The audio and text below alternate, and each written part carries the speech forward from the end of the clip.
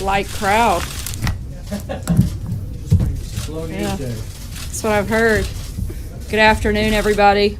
As most of you, I think, know, Sean is on reserve duty for the rest of this week, so I will be briefing you today and in the following days. I've got a few announcements here at the top before I take your questions. I have an update on the tunnel collapse at the Hanford Nuclear Waste Site in Washington State. The incident is moving from the emergency phase toward the recovery phase. After extensive testing, we remain confident at this point that there has been no indication of worker exposure or an airborne radiological release. Personnel began taking steps to stabilize and fill the hole over the partially collapsed tunnel last night, and we expect those efforts to be completed today. The site remains closed to non-essential personnel. Dedicated experts on the ground are looking closely at what next steps should be taken with respect to mitigating future tunnel breaches. In Washington, D.C. today, as Sean mentioned yesterday, the president is focused on preparations for his upcoming foreign trip. He met this morning with the Russian foreign minister following on the visit of Secretary of State Tillerson to Moscow last month. A readout of that meeting went out about an hour ago, and I'd refer you to that for further questions on the meeting.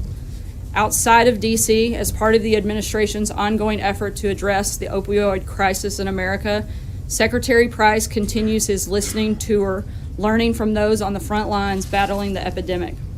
Today, he will meet with officials in Maine and New Hampshire to discuss how the administration can best support the local initiatives to combat this tragedy. Secretary Zinke is in Utah today, visiting national monument sites and meeting with local officials to comply with the president's executive order that ordered a review of national monument designations. The secretary also took another step to advance the president's America First offshore energy strategy by reversing an Obama administration action to halt scientific research in the outer continental shelf. And Secretary DeVos is in Daytona Beach, Florida, to deliver the commencement address at Bethune-Cookman University. The university is a great example of the top-notch education HBCUs have historically provided and continue to provide to their students, and I know the Secretary is honored to be there today. There's also another nugget of big news, as you guys may have been paying attention, in regard to the termination of the former FBI Director Comey. The president, over the last several months, lost confidence in Director Comey. The DOJ lost confidence in Director Comey. Bipartisan members of Congress made it clear that they had lost confidence in Director Comey. And most importantly, the rank and file of the FBI had lost confidence in their director. Accordingly, the president accepted the recommendation of his Deputy Attorney General to remove James Comey from his position. Before the news broke, the president spoke to several members of Congress to inform them of his decision. Those members are Senate Majority Leader Mitch McConnell, Speaker of the House Paul Ryan, Senator Chuck Grassley, Senate Minority Leader Chuck Schumer, Senator Feinstein, Senator Lindsey Graham, House Majority Leader Kevin McCarthy, House Minority Leader Nancy Pelosi, and Congressman Bob Goodlatte. Later in the evening, he also spoke to Senator Bob Corker, Chairman of the Senate Committee on Foreign Relations. In addition to all of the big news happening at the White House today, it is also my daughter Scarlett's 5th birthday. And since I'm here and you guys aren't, I get to wish Scarlett a happy birthday. And with that, I think her first birthday wish would probably be that you guys are incredibly nice. And now I will take your questions. Allie. Chair, I think it would be helpful to establish some of the facts, and I have a couple broader questions for you. So number one, yes or no, did the president direct Rod Rosenstein to write this memo on James Comey? No, the president had lost, again, like I said, he'd lost confidence in Director Comey, and frankly, he'd been considering letting Director Comey go since the day he was elected. But he did have a conversation with the Deputy Attorney General on Monday where they had come to him to express their concerns. The president asked that they put those concerns and their recommendation in writing, which is the letter that you guys have received. So it is the White House's assertion that Rod Rosenstein decided on his own after being confirmed to review Comey's performance. Absolutely, and I think most of America had decided on their own that Director Comey was not the person that should be leading the FBI, as evidenced by the numerous comments that we've seen from Democrat members in the House and Senate, Republican members, members of the FBI, and people across the A couple more board. establishments of facts. I think There's a that- question. Senator Dan Feinstein says she was told something different directly from the president. The president said he asked Rosenstein and Sessions to review this. Is she lying? He asked them for their recommendation based on the conversation that they had on Monday. He asked them to put that recommendation in writing, but they came to him on his own. And again, the president had lost confidence in Comey from the day he was elected. He wasn't sure that he shouldn't fire him. On May 3rd, Sean came out and said the president has full confidence in his FBI director. Why did he say that? Look, I think, again, he's questioned Director Comey's reason for needing to stay at the FBI. He had countless conversations with members from within the FBI. I think one of the big catalysts that we saw was last week on Wednesday. Director Comey made a pretty startling revelation that he had essentially taken a stick of dynamite and thrown it into the Department of Justice by going around the chain of command when he decided to take steps without talking to the Attorney General or the Deputy Attorney General when holding a press conference and telling them that he would not let them know what he was going to say. And that is simply not allowed. And somebody like the Deputy Attorney General, Rod Rosenstein, who everybody across the board has unequivocally said this guy is a man of upstanding character and essentially the gold standard at the Department of Justice. When you take an action like that, when you go around the chain of command in the Department of Justice, then you have to make steps and take action to make a recommendation to the president, and that's what he did. You say that this John? has to do with the Russia investigation, Sarah. Does it have to do with the John, go investigation ahead. into Russia? How do you respond to those criticisms? We'll come back to that, I'm sure. There you go. Until you said from the podium just now that the president lost confidence in him over the last weeks and months, we had thought that this was all Rosenstein's doing. When was it that, and I follow, when was it that the president lost confidence in James Comey? What was the tipping I point? think it's been an erosion of confidence. I think that Director Comey has shown over the last several months and frankly the last year a lot of missteps and mistakes. And certainly I think that as you've seen from many of the comments from Democrat members, including Senator Schumer, they didn't think he should be there. They thought he should be gone. Frankly, I think it's startling that Democrats aren't celebrating this since they've been calling for it for so long. Well, hang on. I'll follow up. Yeah, don't forget. And I have another one I need to ask you too, but I just think this is two-question limit around here. follow on that. You said that he made a lot of missteps and mistakes. Back at the end of October, this president was applauding the FBI director when he reopened the investigation into Hillary Clinton's email. So he seemed quite happy with him at that point.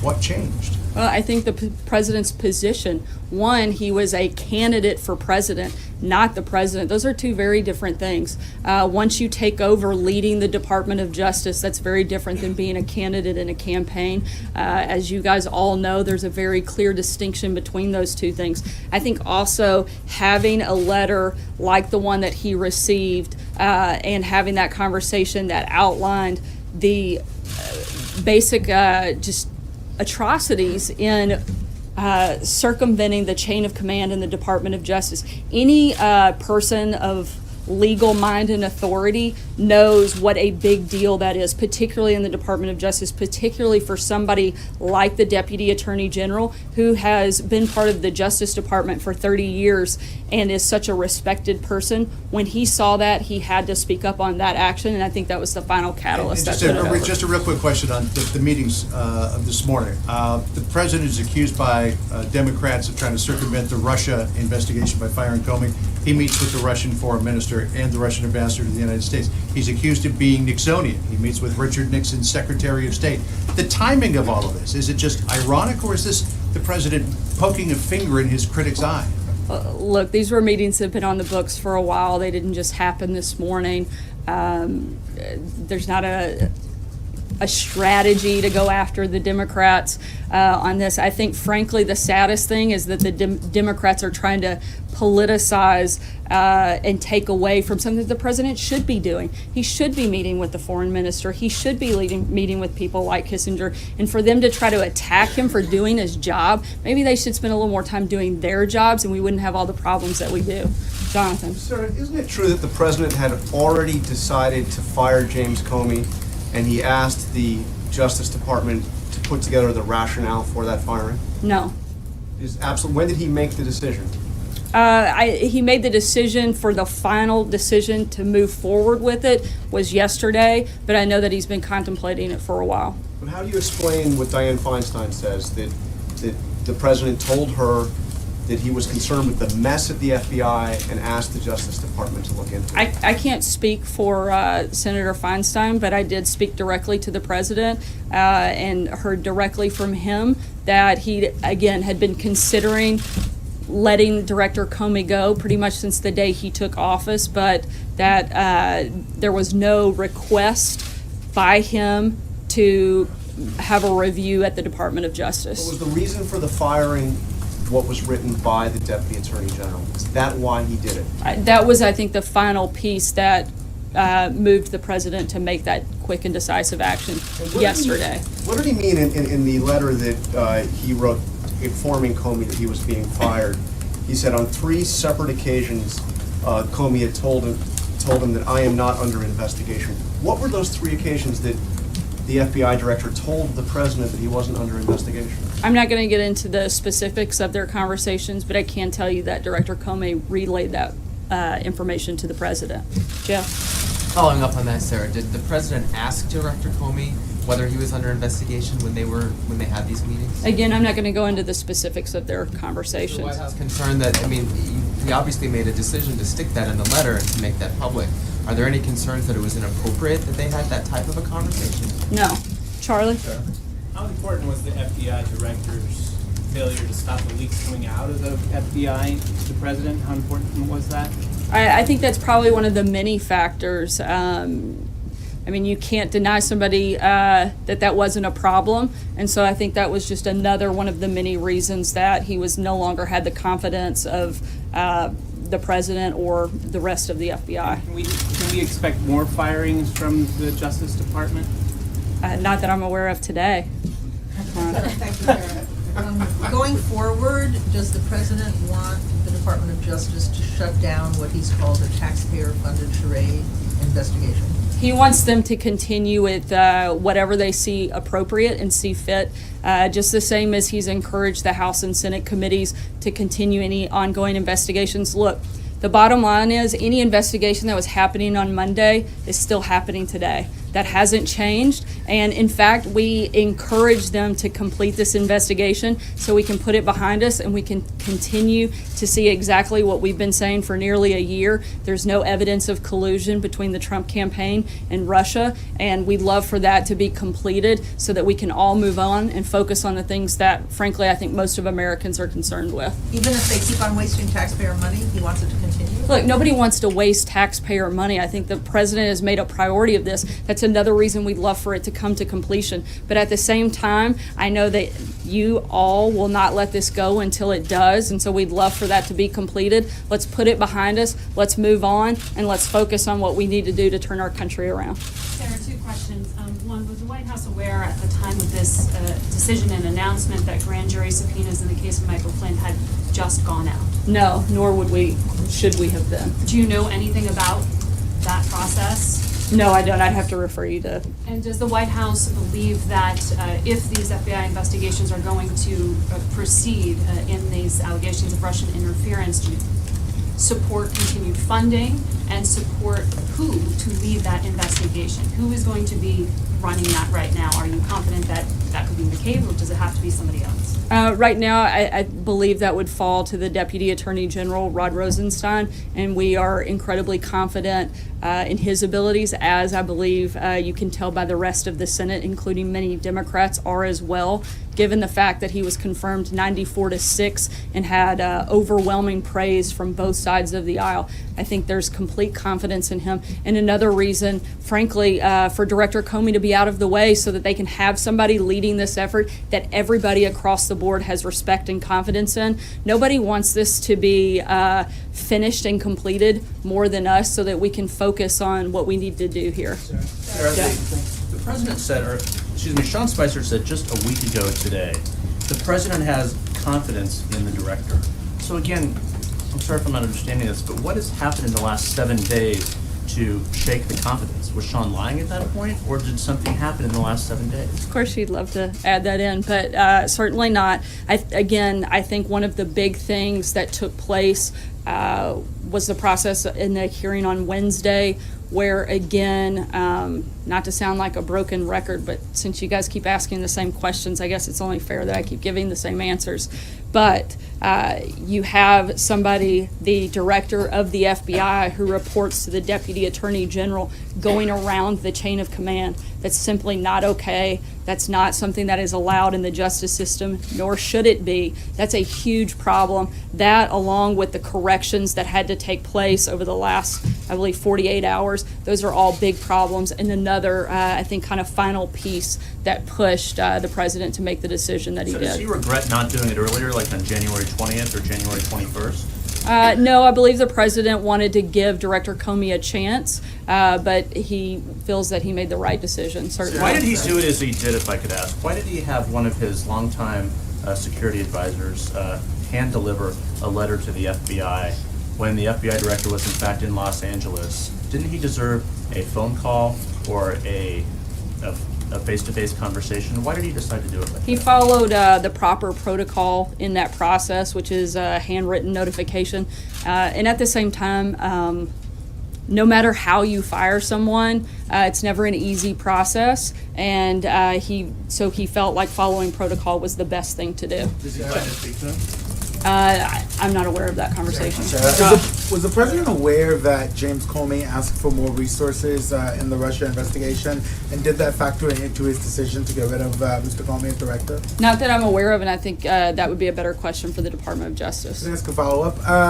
On the campaign trail, President Trump frequently said, lock her up, and he criticized the Department of Justice for not being harsh enough on Hillary Clinton. He actually praised Director Comey in October for having the guts to reopen the investigation.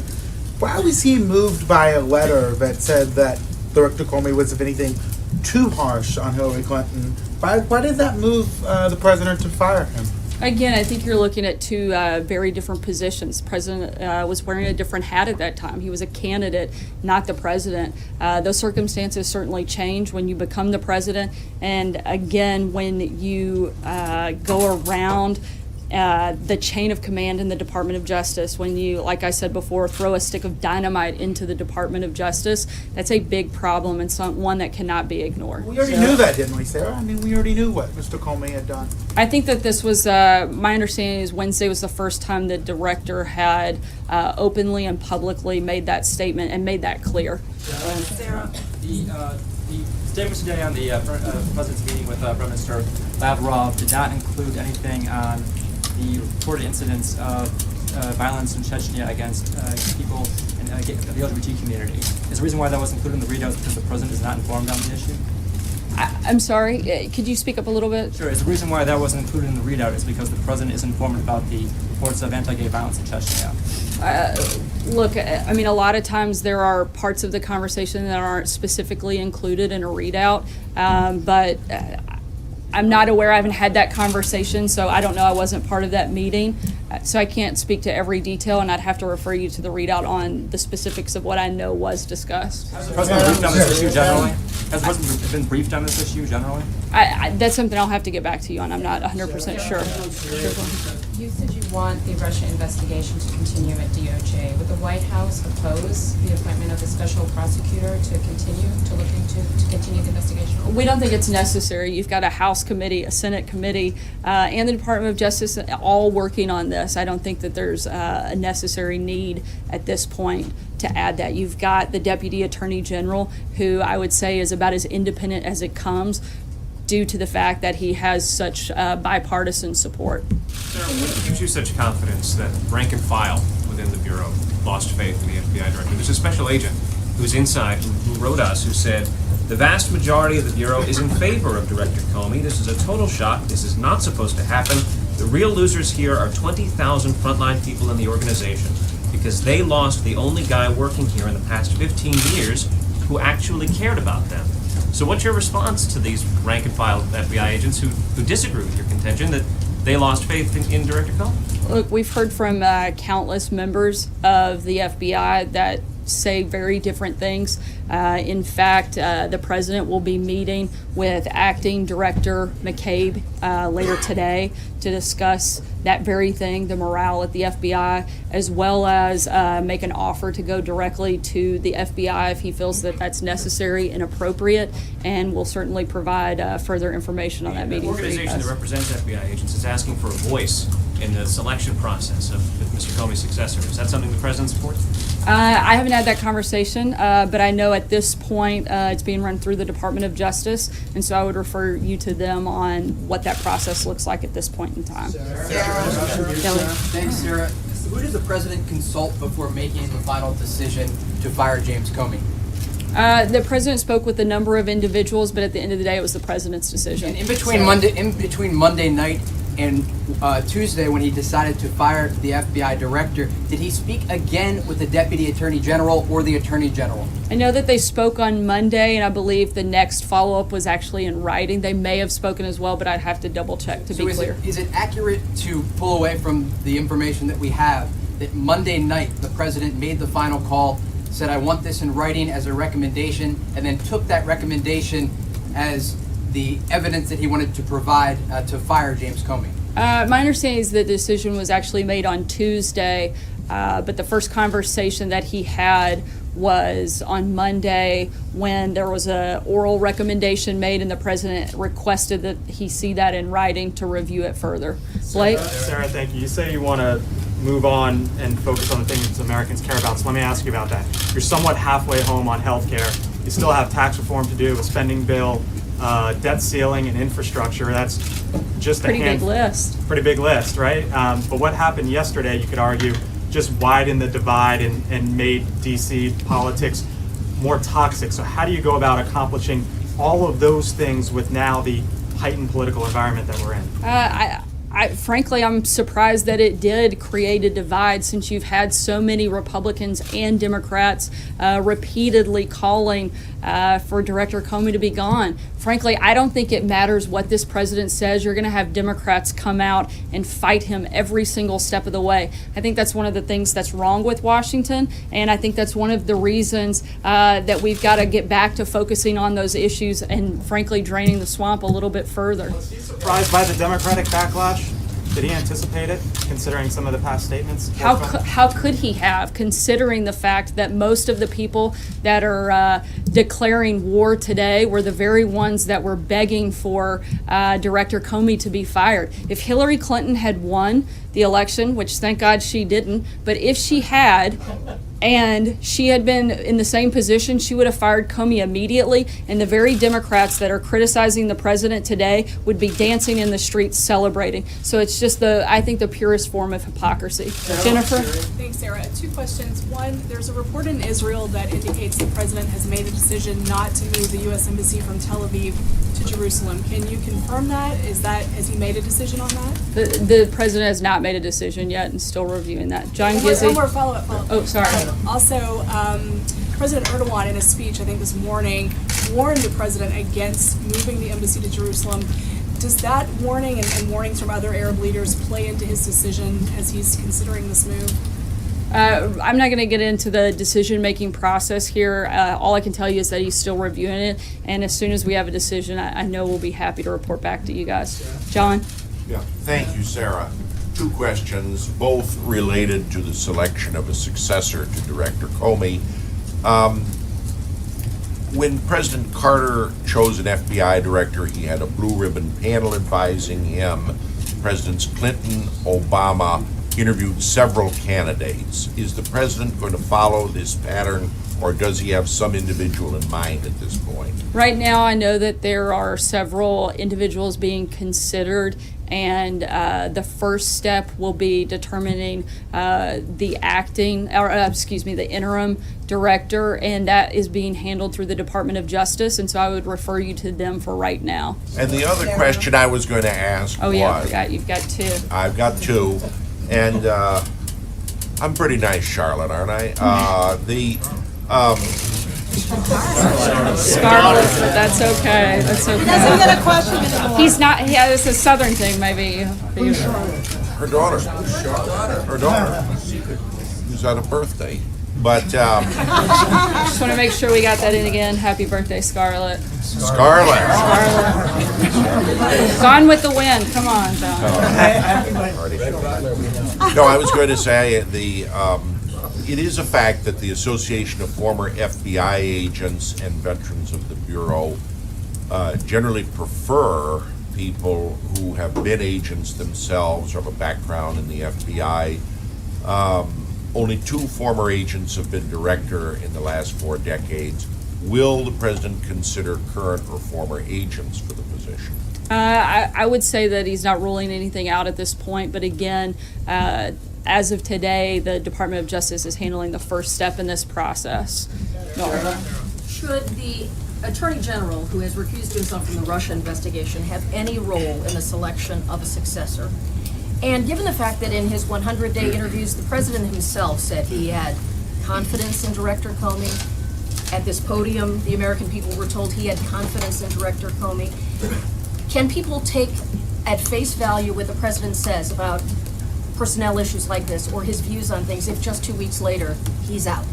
Absolutely, you can take full confidence in the words of the president.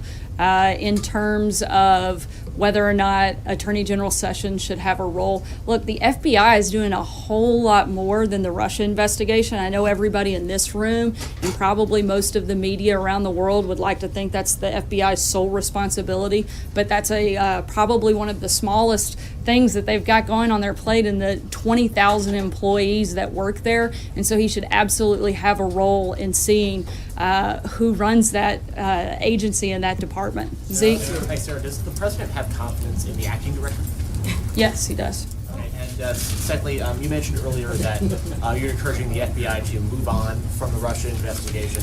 Is it appropriate for the White House to be directing the FBI what to do with any investigation they're currently investigating? I don't think that that was the nature or the intent of my comment. It wasn't to direct the FBI, but I think it's simply we're fully compliant with helping this process move along. We'd like to see it completed so that, frankly, all of us can move on and focus on things that Blake listed earlier, like tax reform, like healthcare, like infrastructure. Those are big programs, big priorities for this administration, and frankly, what we'd like to be the number one thing that we're talking about here today, every single day, is not FBI investigations, but things that, frankly, affect American voters and American taxpayers every single day. Sarah? What exactly precipitated the Monday meeting? Was that because of the hearing last week and what he said there, or did the Monday meeting with the president have a DOJ official come out of a longer process of consideration of Comey? The Department of Justice officials were here for other business, not specifically to meet with the president on that. The topic came up and they asked to speak with the president, and that's how it moved forward. Previously talked to Attorney General Sessions or Deputy Attorney Rosenstein about the possibility of going this way with Comey? Not that I'm aware of, no. Sarah? I'm sorry? Did it come up in the discussion process before the confirmation, when the president was considering nominating Rosenstein? Did he talk about Comey with Rosenstein then? No, not that I'm aware of. Mike? The president's statement that he talked to Comey about whether or not he was being investigated raises several questions. Can you talk about why you're not willing to add any more to that about who asked for that and why that was discussed? Who asked for what? I'm sorry. About whether or not, the president seems to be trying to exonerate himself in this. I mean, can you talk about why he won't add any more to what that conversation was, how that took place, when it took place? I think it was the three occasions. You said you'd clarify those 3 occasions and who initiated. Yeah, again, I'm not going to get into the specific details. I'll check and see if we have follow-up on that, but at this point, I'm not going to comment any further than what was spelled out in the letter. I'm sorry? Why was it in the letter? If you don't want to clarify or comment, why was it put in the letter in the first place? Look, I think it was something that far above my pay grade was decided to be included, and again, I'm not going to get into the specifics of that. Thanks, guys, so much. It would be inappropriate for the president to ask.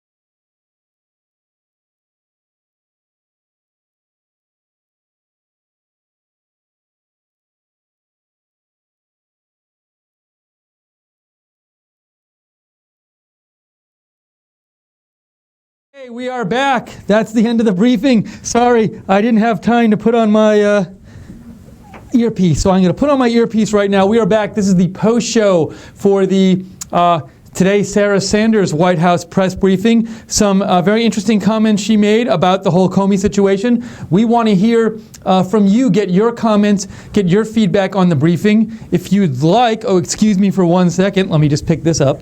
If you'd like, shoot us a message, shoot me a message at Lookner on Twitter at LOOKNER, or email me at steve.lookner@rsbn.tv, or you can call in. We'll take your calls on the post show, 202-470-0049. Let us know what you thought about the briefing, what you thought about Sarah Sanders' answers to the questions, what you thought about the questions, what you're thinking about this whole Comey firing thing. I'm going to talk about some of the things that Sarah Sanders talked about, but I would love to hear from you. But first, let me put in my earpiece so I can hear Jake, the producer, who's producing today.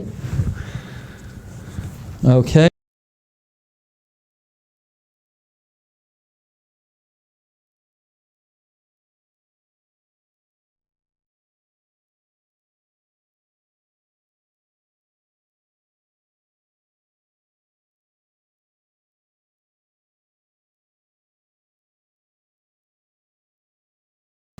You got to be kidding. Okay. Sorry, I think we disappeared for a second, but I think we're back. Jake, we're good? Okay. We're going to take calls in 5 minutes, starting in 5 minutes, 202-470-0049. And again, write to me on Twitter at Lookner, or email me steve.lookner@rsbn.tv. Ryan writes in, Sarah Huckabee is a star. She should be at the podium more often. Dave Reinecke says, vote in favor of the bill if Comey was let go. Sorry, I have to start earlier here. Let's see.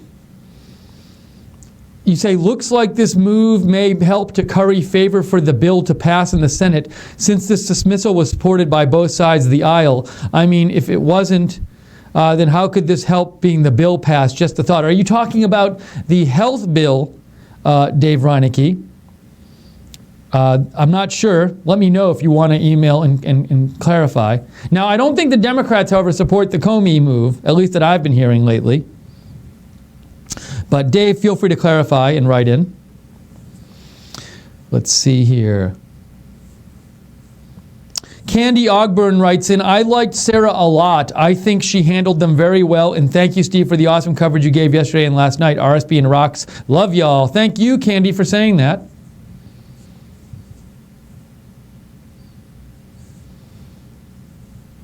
No to the Mark says, she owned that room. So you liked her performance. By the way, if you enjoy our coverage of the press briefings where we do a pre-show and a post-show and give you an alternative to mainstream media coverage, please consider donating to us because your donations are what keeps us on the air. Without your donations, we would not be on the air. You can either go to rsbn.tv/donate, rsbn.tv/donate, or click the $ in the chat room.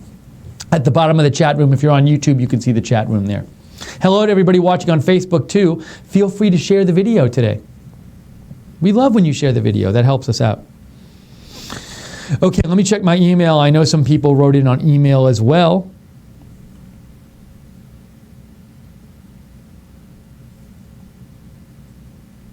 This is a letter from email from Irene Bonadio. Irene says, "Hi Steve, I enjoy RSBN's approach of reporting the news and covering the rallies, etc. Does the outlook look good for RSBN to succeed for years to come? Will you ever accept standard advertising if donations from people are not sufficient to continue your business? Thanks, Anonymous." Well, I'm sorry I read your name. My apologies. I didn't see the Anonymous till the end. If you write in and you don't want me to say your name, please put it in bold at the beginning so I see that. But Anonymous, we are open to accepting advertising, but it has to be advertising where people won't control the kind of programming we do on the air and what we say on the air. So we're open to it. It's a little tough for video ads because if you're broadcasting on YouTube, YouTube literally does not allow you to put video ads in the middle of your program. So we had somebody who wanted to pay us to do a video ad a couple weeks ago, but we're not allowed to do video ads because YouTube sticks their own, like when you do advertising through YouTube, they put their own video ads that they sell into the programming, so they don't let you stick in ads of the same type that they do. So it would have to be like an ad where I said something or we held up a sign or something like that. But we're open to it. It's just, it's not, we can't afford a giant advertising staff here to go around and round up advertising. It's a very small staff here, and so we're trying the best I can. We hope to grow. We hope to get to the point where we don't need to ask you for donations anymore, but for now, we need your support to stay on the air. So I wanted to mention a couple of the things that, and I see a bunch of you sent me messages, so I'm going to read those in a second. Let me just mention one specific thing that Sarah Sanders said, which was really interesting. She said repeatedly, she said more than once, President Trump was considering firing James Comey from the day he was elected. He was considering firing James Comey from the day he was elected. So, and that, we had talked on the pre-show about, I was putting forth the view that, it seems like plausible that this could have been a long-standing thing and something happened to just finally make it so that President Trump fired Comey yesterday. But there could have been some kind of long dispute or tension between them or some long dissatisfaction. And Sarah Sanders said there was an erosion of confidence over time in Director Comey. Grant says, I really like Sarah. She's a rock star. Dave Reinecke says, yes, I'm talking about the health bill. So Dave, yeah, I guess my worry would be is that I don't think the Comey firing would make Democrats more likely to vote for it, because I think it'll just turn some Democrats even more against President Trump. That's my theory, at least. Vicki Richardson says, hi, I thought I had heard Trump did ask for a review of the FBI. Am I wrong, or was that something else? Well, the way Sarah Sanders talked about it today, she seemed to suggest that Attorney General Sessions and Deputy Attorney General Rosenstein, am I getting that right, came to President Trump like around a week ago with their concerns about Comey, and then President Trump said, well, put it in writing, and then they put it in writing. So that doesn't sound like President Trump asked for some, big report on the FBI or on Comey. If you take Sarah Sanders at her word, it sounds like only after they came to him did he say put it in writing, and then they put it in writing, and the letters were released last night that the Attorney General and Deputy Attorney General sent to President Trump. So that at least today was the story. Now some people out there are going to say that's just a cover story, that President Trump, it's the other thing is that on the one hand Sarah Sanders said the Attorney General and Deputy Attorney General came to President Trump a week ago and expressed their concerns about Director Comey. But on the other hand, Sarah Sanders said President Trump has considered firing James Comey since the day he was elected, and he's had eroding confidence in him. So it kind of leaves it open, given the things she said, how much influence the Attorney General and Deputy Attorney General had, whether this really just came from President Trump, what the exact timing was. So there's still questions out there about that. Thank you, Vicky, for writing in. LIB Dog writes in, Trump, you liked one of my tweets, but the tweet, you liked one of my retweets, but the retweet you liked was one about the FBI story. So during the briefing, I saw a Reuters report just came out today, and the Reuters report says, Trump considering 4 FBI officials as interim replacement for Comey. And the story reads, a White House official said on Wednesday that President Trump is considering 4 senior FBI officials to serve as the interim replacement for FBI Director James Comey. This says interim replacement, though. I'm confused because this says interim replacement, but would that not be the replacement? I'm confused. Because I thought the interim replacement was McCabe, because McCabe right now is the director by the rules of succession. So I'm quite confused. I have to read some more on this. It's confusing, this Reuters story. Maybe I shouldn't have retweeted it after all. I thought it was saying he was considering FBI officials for the replacement. Now maybe that's what they meant to say, but they should say that more clearly. Let me go back to my email. I know a bunch of you emailed me. Just let me get to it.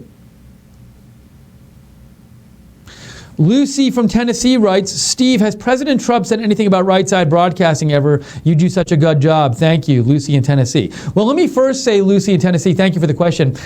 We are in touch with people from the Trump campaign. So, for example, when he has a rally, we talk to, so John Pence, who is Mike Pence's nephew, is very big in the Trump campaign, who puts on the rallies. And John, we talked to John about going to the rallies, and John has been very helpful to us in giving us access to the rallies and stuff. And over, since we were covering his rallies from the campaign, we'd been talking to numerous different people in the campaign. So the campaign has been very nice to us, let us have access to President Trump and help them get the word out about President Trump. And also ever since I've been here, basically, whenever we cover a rally, President Trump's social media uses our feed of the rally, our camera's feed, for their Facebook page. As to President Trump himself, whether he specifically has mentioned right side, now I know he's done an interview with us like last year or during the campaign, but Jake, are you aware of him ever publicly mentioning right side broadcasting? I think Jake is out there, by the way. Not publicly, no. Not publicly. So we're not aware of him publicly saying anything about right side broadcasting. If he wants to, it's fine with us. So. But the campaign, we do work. We've been told by people that are on the inside that have flown with him on his plane during the election that he was watching our original programming and that he would watch the crowds from our cameras before he would arrive while he was actually en route. And Jake, just so I'm sure people could hear what you just said, right? Jake? Yes. Yes. Okay. So all right. So I just wanted to make sure I didn't have to repeat what you said. That's Jake, by the way, the producer. Jake Seals, and the music genius at Right Side. So he has, apparently he has watched Right Side before, but he's never said anything about us, specifically said the words Right Side broadcasting, at least that we've heard. Thanks, Lucy, for watching and for writing in.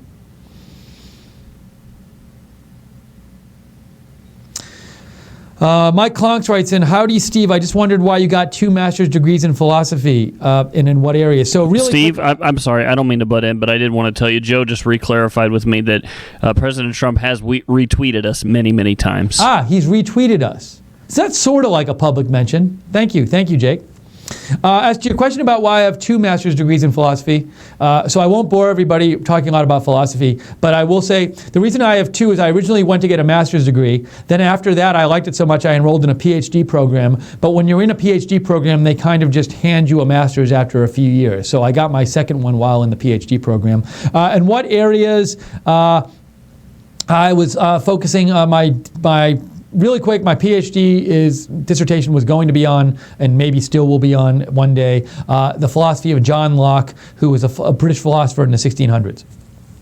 Epistemology and metaphysics, if that means anything to anyone out there. Let's see what else. More messages from you. The postulate writes in, the postulate says, Comey being fired is not the surprise, but how he kept his job for not prosecuting Clinton, who clearly destroyed evidence after a subpoena, a federal offense. So I do think it's yeah, I understand your view, postulate, because when Comey came out, there was a thing that really bothered me about Comey's the press, not really conference, but the press announcement last July where he said he was recommending not prosecuting Hillary Clinton, is the law, the way it was written, was that she was to be prosecuted if she had shown gross negligence. And Comey came out and laid out this case against her behavior and called her extremely careless. He explicitly used the words extremely careless, which is to me if you're going to find two words that basically mean the exact same thing as gross negligence, but aren't the exact words gross negligence, you would say extremely careless. So to me, it was almost like sticking it in people's faces that I'm going to say she was extremely careless while the law says if she's grossly negligent, she should get prosecuted, but I'm going to say she shouldn't get prosecuted. And I never understood that. And I thought, and it was just like, you basically just said she was grossly negligent. You just used the words extremely careless instead of gross negligence. So why isn't that the same as gross negligence? So it really bothered me. So to me, that was something where if you did think that, he should have prosecuted her, you might see that as a legitimate reason for firing him. Then the question that would just become, though, why wouldn't the firing be as soon as President Trump took office and not now? There were a number of questions about that in the press briefing. But thank you, the postulate, for writing in.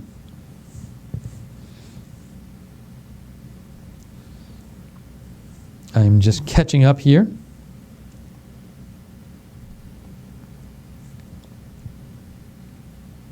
Feel free to write in or call in on our post show at Lookner on Twitter. Email me, steve.lookner@rsbn.tv, or call 202-470-0049.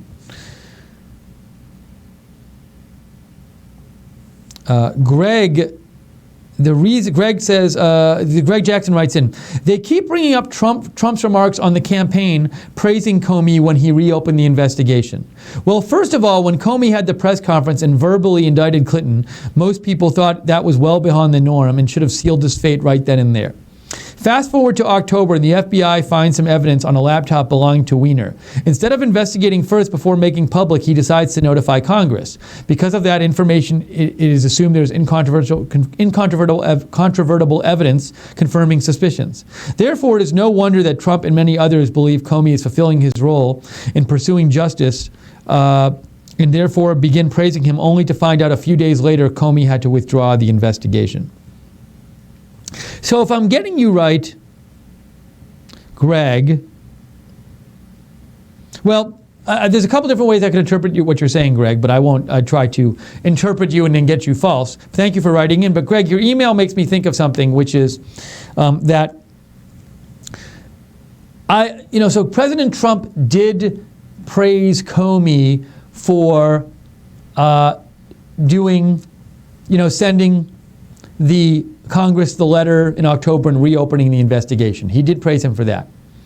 And I know there are people, like you said, Greg, who've come out and said, well, it doesn't make any sense that President Trump can praise Comey for that and then later, as president, say Comey shouldn't have done that and fire him in part because of that. Now, I do think, though, there is a way that those two things aren't necessarily inconsistent. Because you could say that, as a candidate, President Trump cared about one thing, and as president, he cared about another thing. Now, maybe that sounds a little twisted to you, but maybe you could come up with an argument and say, or think that, I don't know, I'm trying to think this through. So as a candidate, could President Trump say, hey, I'm glad Comey reopened the investigation. And, well, now that I think about it, isn't the real thing that President Trump was happy about that Comey reopened the investigation? When President Trump was saying, I'm glad Comey did this, I don't know if he was specifically saying, I'm glad he went public. I think he was specifically saying, I'm glad that Comey reopened the investigation. And the criticism of Comey that the Deputy Attorney General put in the letter last night was not that he reopened the investigation, but that he did it publicly. So perhaps those two things, President Trump praising Comey last fall and him being critical of Comey for sending the letter to Congress last fall, him being critical now, perhaps those two aren't inconsistent. Just a thought. This is the post show for the Sarah Sanders press briefing. No to the Mark says, did you know Comey, Lynch, Cheryl Mills, Sandy Berger, and RFK Jr. all once worked for the slimeball firm of Hogan and Hartson? True, I did not know that. Thank you, No to the Mark, for writing in. I closed your email. I shouldn't have done it. By the way, I want to say something quickly about Fox News. I have something I was looking at last night. Let me quickly say this. I was looking at the ratings last night for cable news recently for Monday, and it's apparent to me that Fox is doing a lot less well since O'Reilly was fired, and Tucker Carlson is not doing as well as O'Reilly, and the lineup is suffering. So I wonder if they keep dropping, will they change their tune at all? I don't know. Is there a world in which, like a year from now, let's say Fox really isn't doing well? Is there a world in which they bring back Bill O'Reilly? Remember when Brian Williams, NBC got rid of him, and now he's on MSNBC?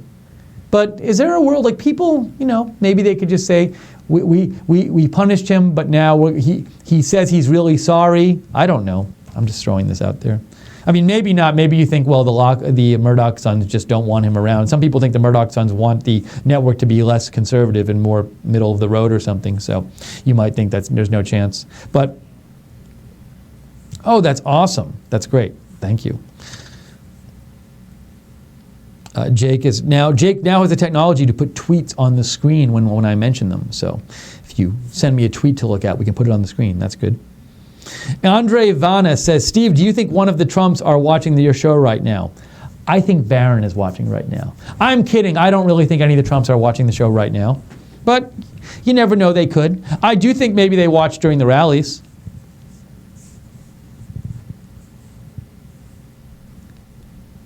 Where did my email go? Where'd it go? I was going to read a couple more of your emails. John Dubbs writes in, Steve, I remember when Comey interviewed Hillary about the email scandal and did not record it in any way or even have a witness. Then Comey came out and said she did nothing wrong. Then he turned around and said maybe she was wrong. I thought back then that Comey is a bad director and should be fired. He seems to have been in Hillary's pocket then, and I'm glad now he's gone, and Trump will be a lot better off without him. Thank you, John, for writing in. Yeah, I remember there was... I'm trying to remember last summer when Hillary got interviewed. Was that by the FBI or by the Attorney General's office? I can't remember. Let me see. Hillary... interview by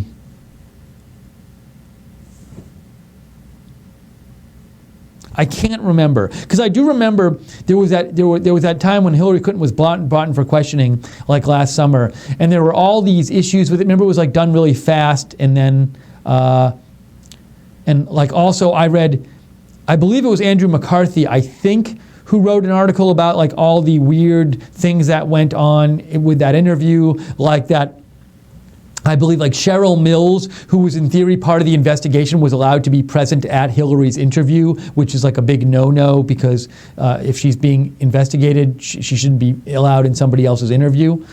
So things like that happened, but I can't remember whether it was the Attorney General's office or the FBI who was responsible for it.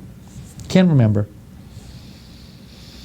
FBI, Note to the Mark says the FBI interviewed HRC. So if that was the case, I do remember there being some potential issues with how that was conducted. Vita Marie says many of us deplorables are all boycotting the mainstream media.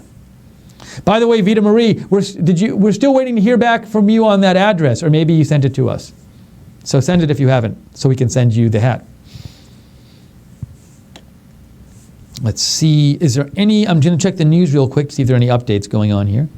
Joe just wanted me to report that tell Steve some guy named Gregory Jackson just donated $1,000 to us. Oh my gosh. Gregory Jackson writes in all the time. We just got a donation from Greg Jackson, who writes in all the time, of $1,000. That's incredible. That's amazing. Wow. And he's not just some guy. He is the guy today. So we're going to call him Gregory Jackson, the guy. That's incredible. Thank you so much, Gregory. That's amazing. It's like, it just helps us. That kind of stuff will help us stay on the air, and it's amazing. Now, I should also say, if you're out there and you want to donate, you don't have to donate $1,000. You can donate $1, and we're perfectly happy with that, because we know, and some people can't afford to donate, and that's fine. So don't donate money you don't have. But Greg, that's amazing. Thank you so much. That's really cool of you. We also have William Glass gave us $25, and Sharon Genovese gave $50. Okay, so William Glass gave us $25. Thank you, William. William writes in a lot as well, and I know is a frequent viewer. So thank you so much, William. Really appreciate it. And Sharon Genevieve, did you say, Jake? Genovese, I think. Sharon Genovese gave us $50. Very, very much appreciated, everyone. As I said, your donations, they keep us on the air. We wouldn't be here without your support, and we do this for you guys. So that's amazing that you donated. Thank you so, so much. If you do want to donate, you can go to rsbn.tv/donate, rsbn.tv/donate, or you can just donate on YouTube in the chat room by clicking the $ sign at the bottom of the chat room. Thank you, thank you, thank you. Really appreciate it. Really cool of you. Let's see here.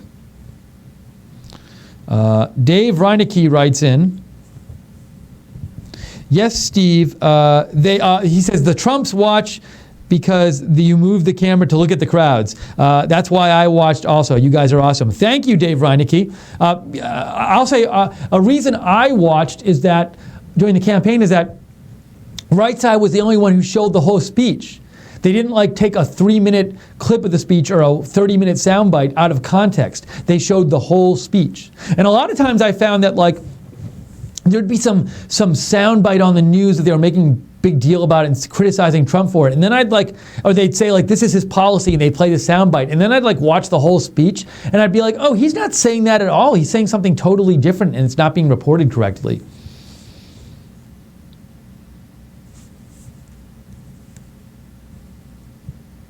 And we also do that at the rallies. At the rallies we show all the speech and we show all of the speakers before President Trump, and we go out and we interview people in line for hours, and we talk to various different people at the rally, and we just get there, talk to average Americans who've gone to the rally and get their views on stuff.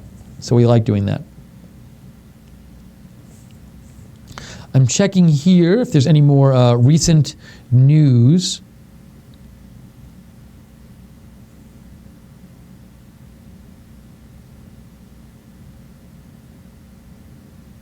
I will say this, I've heard different reports. I've heard some people say, in terms of the FBI, I've heard some people say people really supported Comey there, and I heard people say, David Ignatius, I heard say this morning that the FBI rank and file was mixed on President Comey and Director Comey, and some liked him and some didn't. So I've been hearing different reports about that. Let's see here. Okay, I think we're basically caught up on the news for right now. And Bonnie Ruth says, I thought that how, let's see. Bonnie Ruth says, I thought how Fox News was following James Comey around yesterday was ridiculous and an over-dramatization of it. So are you talking, Bonnie Ruth, about how they had the camera on the car, Comey's car, as he went to the airport, and then followed him on the airport, on the plane? Now all the networks did that, but maybe you're saying you didn't think Fox should have done it. Thank you, Bonnie Ruth, for writing in, by the way. Steve, I'm going to show a tweet right now that President Trump quoted and put up. It has us mentioned in it. I'm going to put that on the screen. Oh, cool. Could you email it to me or something, or tweet it to me? Is there a way you can, if you email it to me, I can look at it? Yes, I'll figure that out here in a second. I'm going to put it up right now. Jake, do you want to describe it for people since I can't see it? Sure, I have it up right now on the screen, and it says, it was at SLH. Donald Trump said, I follow Mr. Trump at all of his rallies by watching them on rsbn.tv/Trump. He is a lion-hearted warrior who inspires hope, and it just has the link to our website, and it has 11,000 retweets and 27,600 likes. Cool, so that was like during the campaign, and President Trump retweeted somebody who talked about us. That's correct. It was October 30th of last year. Very cool. You don't have to email me because I know. Thank you, Jake, very much. That's very neat. Very neat. No to the Mark says, it sounds like you missed nominee Trump eviscerate mainstream media and Hillary Clinton at the Al Smith dinner. You'd know it was FBI. So no to the Mark. No to the Mark. So the issue isn't, I knew at some point it was the FBI. The problem is, it's like I often forget these details because like every day I'm reading like news stories, and I'm not one of these people who has like photographic memory. So like I remember the story, but now I forget who it was. So, but you sent me a link to the video. I'll try to watch that today at the Al Smith dinner.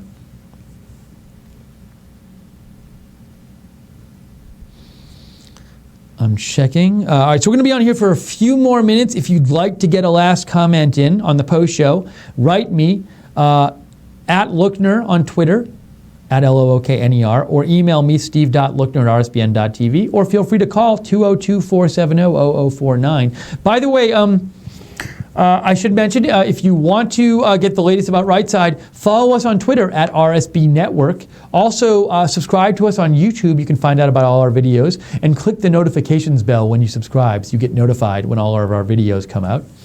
And what else am I going to say? I totally forgot. I wanted to mention some of the things that Sarah Sanders said during the briefing. Now, she did say that Sean Spicer is on Navy Reserve duty for the week. So she will be doing the press briefings for the rest of this week. As to whether there's one or two more, I'm not sure. Let's see. There was this part of the briefing where she said, I found it a little confusing. She seemed to say something like, the last straw was that like on Wednesday of last week, James Comey in testimony before Congress, like, told Congress that he went around the chain of command when I believe it's when he had the briefing last August where he said to the press he wasn't going to charge, he wasn't going to recommend charging Hillary Clinton with a crime. And it was a little confusing because that event happened last August, but she was saying, well, the last straw was last Wednesday when he went around the chain of command. And then, like, I think somebody asked the question, well, wait, so if the problem was going around chain of command, then wouldn't this be something that you would be upset about since last August? And I think what she said was something like, well, last Wednesday is the first time he publicly announced that he had gone around the chain of command, which I'm a little confused about because it's like, well, why does it matter if he publicly announces it or not if everybody publicly already knew he did it? So it was a little muddled, I thought, their claim that like something he did last Wednesday was like the final straw or the big precipitating event or the final event which precipitated the firing. So I was a little confused on that. Oh, cool. We have a call from David from Canada. David, how are you? Good yourself. Great, thank you. So David, what did you want to talk about today? Yeah, I just got a general comment about the Comey situation. My gut feel, if you're watching the soap opera the last year and a half, has basically been, I think Trump made the decision the day he won the election that Comey was going to go. I think he was just kind of waiting for the right time to do it. And in fact, Comey a couple of weeks ago, last week, in those hearings, seemed really confused and kind of not in control. It's just a kind of feeling I have that he is really. I think he knew that his days were numbered. That's kind of just the feeling I get just from watching his body language, etc. So, David, I'm not surprised he's gone. Is your point about the hearings? I think is an excellent point, and I noticed that hearing last week that Comey gave. he several times got very emotional and gave this emotional defense of why he sent the letter to Congress publicizing the fact that he was reopening the Hillary investigation rather than keeping it quiet. And it was very out of the ordinary how emotional he got, and it seemed to me like almost like something you don't usually do, and seemed perhaps like improper for somebody in his position to do at a congressional hearing. And I think that might be what you're referring to, or part of what you're referring to, because it was not like I've ever seen him. That's the opposite of how I ever saw him act. So that I did notice that and wondered if there was anything to that. And you seem to be suggesting maybe there was something going on underneath with his job or something that led to that happening, or perhaps that performance was part of why President Trump thought he had to let him go. And I also think, it's a plausible claim you're making that he wanted to fire him, wanted to fire him since he got elected, but was waiting for the right time. I mean, certainly I think that if President Trump had wanted to fire him upon taking office, he probably wouldn't want to do it like a week in. It might look odd, so you can see him waiting. So there is this question about why exactly now. But yeah, I think you make some interesting points, David, and they're worth considering. But I like your point about the hearing. And that's a point about the hearing that I feel, now that I think about it, the media hasn't discussed enough, because it was a really interesting point about that hearing, and I haven't heard a lot of discussion of it. So I thank you for bringing that up. Yeah. And the other thing I was going to mention was that typically a person who's in a high-ranking position, whether it's business or government, when they're let go, they're let go immediately. And I can see the reason for that, just giving the letter. They probably knew he was away. Okay, but that's how you do it, because you don't want that person staying around for a few more days, knowing that they're going to be gone, gathering information, deleting information. That's really the way you do it. Yeah, and President Trump, that's life. That's life. I'm sorry, continue, David, continue. Yeah. So as I said, I was just saying, so when you let people off who have high-rank positions, you have to let them go immediately. Otherwise, they could stay around for a few days and leave a lot of bombs in the system. And David, I do think, President Trump, he's a businessman. He's not from the world of government. And it's possible that he does things in the way he's used to in business, and that government isn't used to it. And it leads to some people getting upset because they're not used to it. But like you said, I've seen situations where people are getting fired from an office and they're not allowed to come into the office. So perhaps that was the reason. I know a number of viewers have speculated perhaps that had something to do with firing him while he was out of town. Don't know for sure, but it's an interesting theory. So thanks for calling in and giving all your observations today. Really appreciate it, David. Okay, take care. Bye-bye. Thanks. That was David from Canada.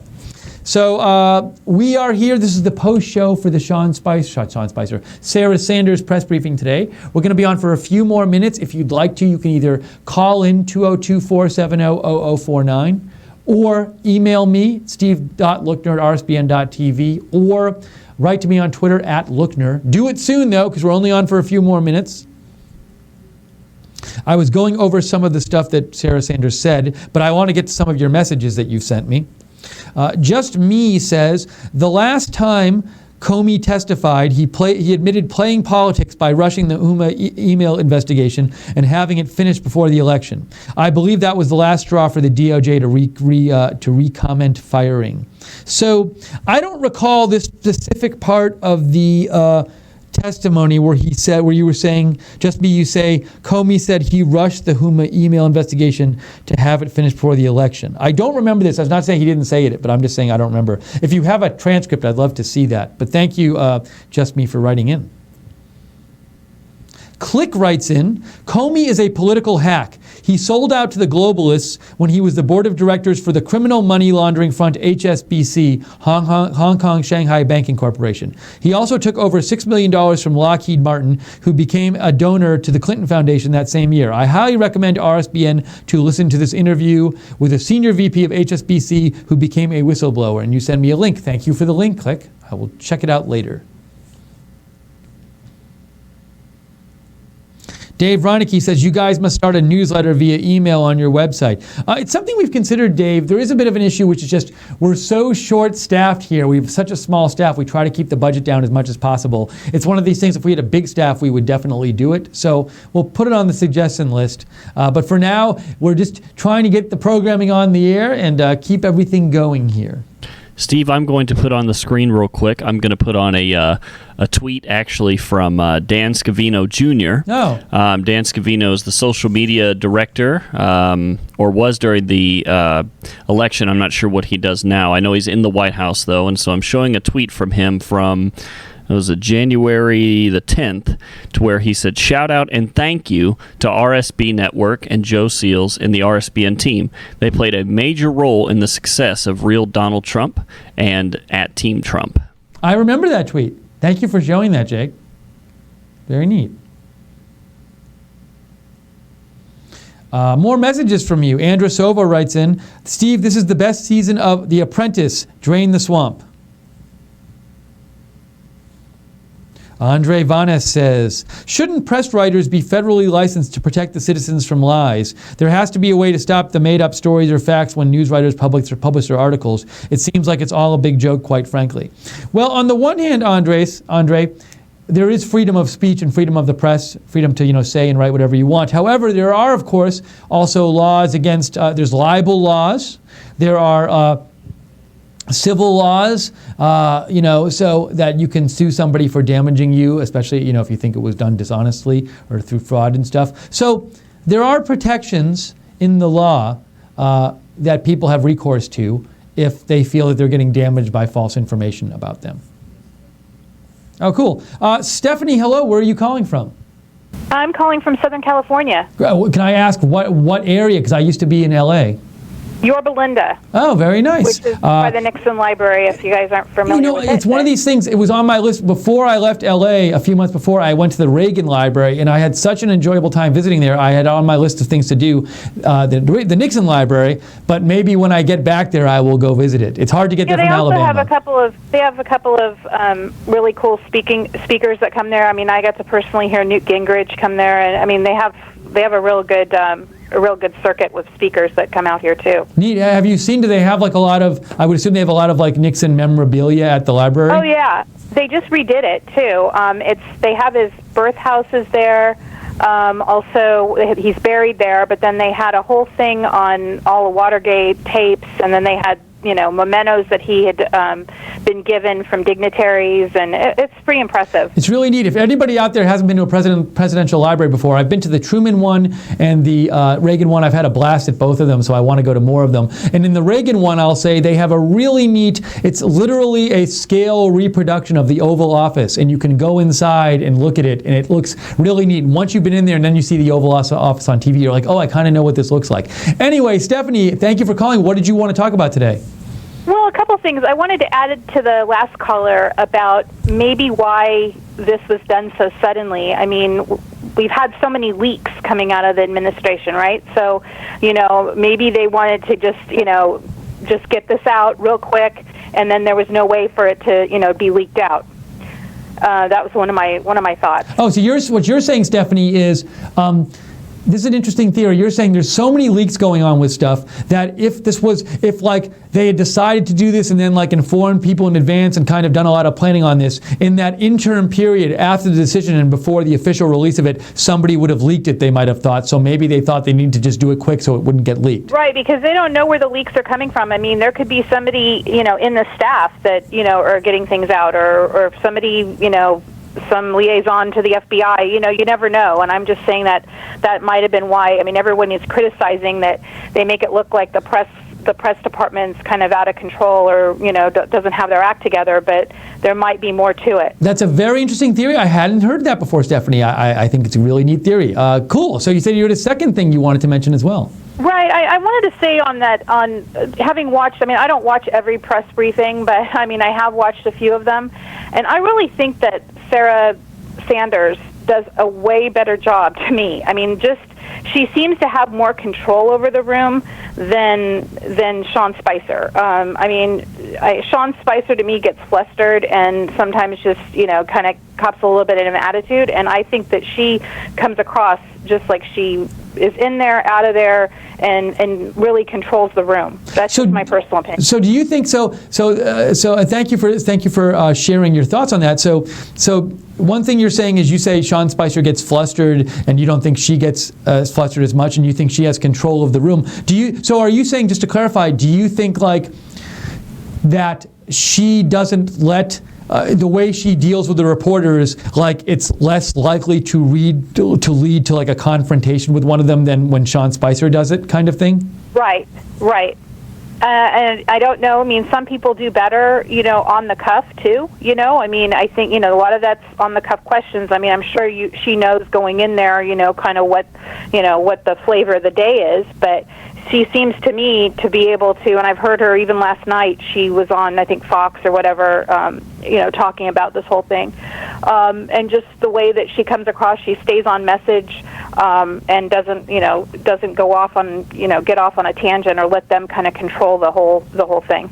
Well, it's definitely a different vibe, and I appreciate you calling in and sharing your opinion on that. And thanks so much. Say hi to Southern California for me. And it's overcast and cloudy and looks like it's going to rain. So I'm sure it won't stay like that for long, though. Yeah, that's for sure. Great. Thank you so much, Love what you Stephanie. do. Have a great day. Uh-huh. That was Stephanie from Yorba Linda. Okay, we have a couple more minutes here. Oh, okay. Let me check then. Great. I'm glad I got the heads up. Tom O'Neill from Youngstown, Ohio writes, "Hi, Steve. I loved how Sarah Huckabee called out the liberal elite and fake news media hypocrisy on the firing of FBI Director James Comey. She did a great job calling them on their you-know-what and was Spicer-esque. You're doing great work at RSBN. Thanks, Tom O'Neill." Thank you, Tom, for saying that. And a number of the viewers really liked Sarah Huckabee in her performance today and also the press briefing last Friday. And I know a number of you like Sean Spicer too. I was saying before, I think, I know Sean Spicer's on reserve duty, but is there a world in which they're considering a switch at the White House? They do switch press secretaries sometimes. Don't know. Just throwing that out there. I wouldn't be surprised if there eventually was a switch, but maybe they'll keep it the way it is. I also don't mind the idea of having a couple people, like some days it's Spicer and some days it's Sarah Huckabee. It's a little more variety, and usually it's just one person, but there's no rule against having more than one person.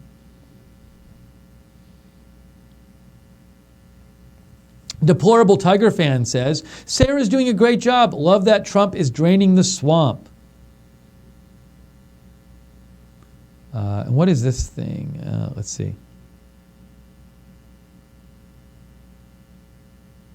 Oh, and you also posted, Deplorable Tiger fan, you sent to me, you said you posted a birthday cake photo for Sarah's daughter, Scarlett. There you go. Thanks for sending that in, Deplorable Tiger fan. Okay. So we'll say, well, hold on a second. I have another email here I got to get to. This is from Julie. Julie says, "Comey mentioned in that hearing he lost trust in Loretta Lynch, and that is why he bypassed her. Who's to say he wouldn't do that again to Sessions?" Oh, that's interesting. You're saying, so Comey had mentioned he felt that, I don't remember the exact wording, but he did say, I know he said he was worried that Loretta Lynch might not be seen by the public as a fair person to decide on whether Hillary Clinton should have charges against her. Now, I can't remember, did he say, I have to look at the transcript, did he say, the reason I decided to recommend charges is because I didn't think that I thought it was better for the country or something? This is one of these things where I have to go back and look at exactly what was said, because there's different things he could have said. But you're saying something like, Julie, couldn't this be a worry of the administration that if he was willing to, if he lost trust in Loretta Lynch and was willing to go around her in some sense, might do the same thing with Sessions? And I think that's part of what their complaint was. The official complaint they put out is that, he didn't defer to the Attorney General's office when he was supposed to, and that was not proper procedure, and that makes the FBI look bad. And so, I think a lot of what the administration has been saying is similar to what you're saying here. So thank you, Julie, for writing in.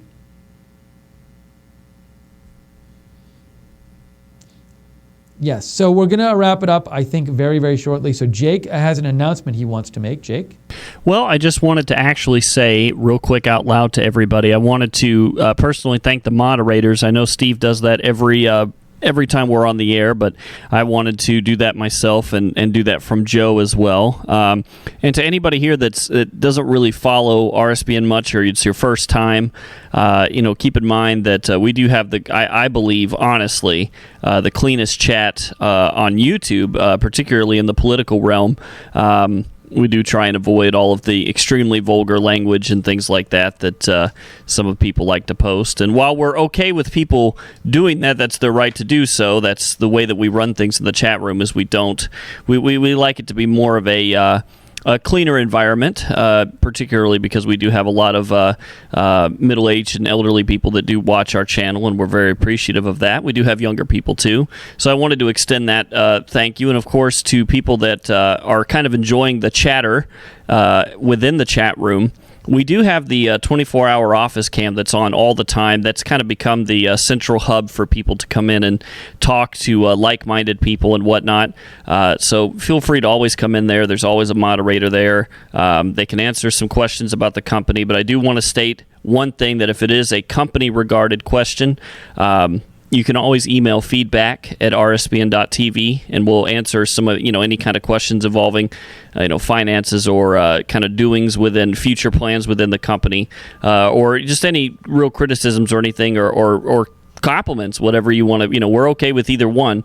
The only reason I say that is because the moderators do this voluntarily. They do this of their own accord. So while they do know a lot about the company, they can't answer specific questions, and I think they're okay with that because it's chaotic to run a company like this, as I'm sure Steve will nod his head and agree to that. So, just throwing it out there that if you'd like to reach us, it's feedback@rsbn.tv. But if you do enjoy being in the chat, send a thank to the moderators. They deserve it. Far more than what we could ever give them. They deserve a thank you from every single person watching this, even if you've never chatted before. And Jake, thank you, Jake. While we're on the chat, we sometimes forget to mention the website chat. That's correct. I forget that, and I'm the one that usually does the website stuff too. So yes, I don't know a lot of the people by name. I did make a post, I think, for the first time ever today to let people know that I'm gonna work on making the press briefings into their own category within the website. I just have to figure out how to properly do that. I haven't done that in a while, and I want to make sure it's clean. So yes, thank you to the website guys as well and gals. They do a great job, and they comment a lot there. It's a busy place there. It's almost as busy as the chat room and YouTube, if not busier. So and that's rsbn.tv, and if you want to find the chat, go to rsbn.tv, and you can find in one of the recent events, you'll see it'll be obvious where the most recent chat is, and it's constantly going. So that's correct, and I think they use the Discus chat system, I believe is what it's called, to be able to do so that. It's a little different in that you don't have, like in the YouTube, the chat's like a big stream, and it's constantly, the new comments are coming and going in the stream, whereas the one on the website is like, it's sort of like a comment section of an article in a paper where the chats, the things stay up there permanently, and you can keep replying to the ones you want. Yep, and you can like and dislike comments, things like that. There's all kinds of different things you can do, and we do maintain the website as much as we can, and we do like to post updates and things there. But I just wanted to, again, quick thanks to the moderators, especially RSBN moderator, that is Mama Seals, and she is I want to say the man, but that's I think that's culturally inappropriate for me to assume her gender. So I'm just going to go ahead and I'll just do it. She's a woman. She's the best. So we're just going to throw that out there. She's the best, and all of the other moderators as well. I think we have about 25, somewhere around that number there. So thanks to all of them. Yes, a big thank you to all the moderators. They're amazing, and they do great work, and they do it out of the goodness of their hearts for us. So we appreciate it. All right, so we're going to finish up here. A couple last messages I want to get to that people sent. The Postulate writes in, what manager says he has no confidence in a manager while he's still working and has not yet been fired? So I think what you're saying, I think what you're referring to maybe postulate is some people were saying like, hey, why did Sean Spicer say last week that President Trump was confident in Comey if he wasn't really confident, if he wasn't confident in Comey's abilities? And you're saying, well, if President Trump, if Comey's still in office, why would President Trump want to say, I have no confidence in him anymore? So it's an interesting point. Thank you, Postulate. Andre Vanes says, how funny, I just demolished 7 houses in Yorba Linda, historic ones. I assume, so Andre, that was about we got a call from Yorba Linda, and you were writing about that. And Julie writes in, you sent me the part of the testimony. You were talking about it. Thank you. So this was from Comey's testimony last week. You said this part was where he said, I'm not picking on the Attorney General Loretta Lynch, who I like very much, but her meeting with President Clinton on that airplane was the capper for me. I then said, you know what? The Justice Department cannot by itself credibly end this. Then he said, the best chance we have as a justice system is if I do something I never imagined before, step away from them and tell the American people, look, here's what the FBI did, here's what we found, here's what we think. And that offered us the best chance of American people believing in the system that it was done in a credible way. Okay, so thank you. That was just what I was looking for, Julie. So he was saying the reason that he came out and gave that press announcement last July, where he, even though Hillary Clinton wasn't being charged with anything, he gave some critical information about her and talked about some of the things that came up in the investigation and talked about how they felt that she had acted carelessly with her email, and he said that he needed to be more open than usual because he didn't think that the Justice Department could credibly itself end this. Now, it's a little, I could see him saying, I guess the general point is him saying something like, I need to give more detail because if the Justice Department just comes out and says, we're not going to file charges, they're not going to give any detail, and then people are going to be really suspicious. So that's why he felt he had to take it on himself to do it. And what you were saying, Julie, is, well, if that's the case, why wouldn't he do it again? And that is something that Sarah Sanders said. Sarah Sanders did say that that the testimony last week by Comey was important to the White House because he made a public announcement that that he did go around the Attorney General in the Attorney General's office in doing this. But again, there's that question of they knew he did that months ago. So why would the testimony itself, rather than the actual action, be like the final straw that puts them over the edge and made President Trump fire him? But I really do appreciate that testimony, Julie. Thank you so much. Okay, I think I'm all caught up on everything here. Let me make sure. Yes. Oh, wait, hold on. Edward Van Zyl sent me a letter that said test. So Edward, if you were wondering if I got your messages, the answer is yes. All right, we're going to wrap it up today. I want to thank Jake Seals for his usual great job producing. If you want to follow Jacob, you can go to @JacobRSBNMusic. And Jacob, your music is available. The music you do for RSBN, like during the Trump rallies and stuff, is available where? That's correct. The music is available at rsbnmusic.bandcamp.com.